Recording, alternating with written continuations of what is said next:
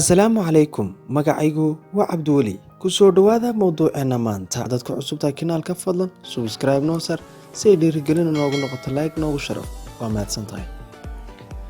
Burcad loo bixiyay cun oo carar oo weerar baahsan oo aan loo aaba yeelin ku haysa maqaayadaha Spain. Waxyaabaha si yaab kale waxaa ka mid ah inay lacag hormarisa bixinayaan kadibna ay lacagta bixinayaan lacag ka badan ay cunayaan kadib cagaha ay wax ka dayaan waxayna ku sameynayaan meheradaha cuntada lagu kariyo ee ku yaala wadanka Spain. Mowduuceena maanta how daima la'aan ayaysiis in yar kadib saaxiibayaal waxaan idinku bishaaraynaynaa inaanu bartan idin soo golin doono barnaamijyo taxane ah oo toddobaadkiiba 2 barnaamij ama 2 mowduuc oo macquul ah idin soo gelin doono. fadlan haddii aad channelkeena hore aadan ugu jirin fadlan subscribe noo saar kuna soo biir kana mid noqo asxaabta ku xidhan channelka hoyga bulshada. waad mahadsantihiin asxaabta qaaliga ah. Laba maqaayadood oo ku yaala waqooyi galbeed Spain dalkaasi ayaa waxaa soo weeraray burcad 160 ah oo raashin ka cunaya kadibna ay cararayaan iyagoo aan waxba lacaga bixin.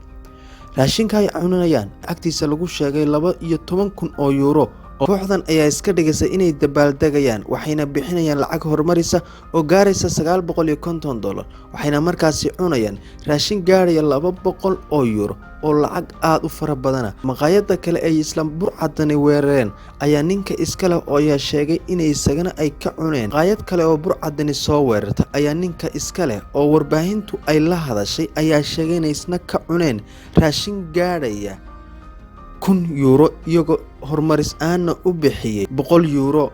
koox isbahaysatay oo markaasi calooshooda u shaqaysanaysa maadaama ay isku raaceen kadibna ay isqaybinayaan oo meherada cuntada ay maskax u adeegsanayaan.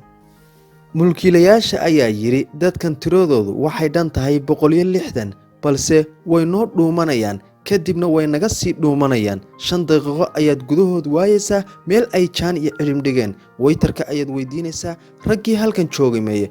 Wuxuu kaloo raaciyay in ay midmid u baxayaan. Cajiib tuuga noocan oo kala wali ma arag. Intaas ayaan ku soo gabagabeynayaa mowduuceena maanta. Inta mid lamida ku kulmi doono fadlan si ay dhiirigelin noogu noqoto subscribe noo sar fi amaanillah.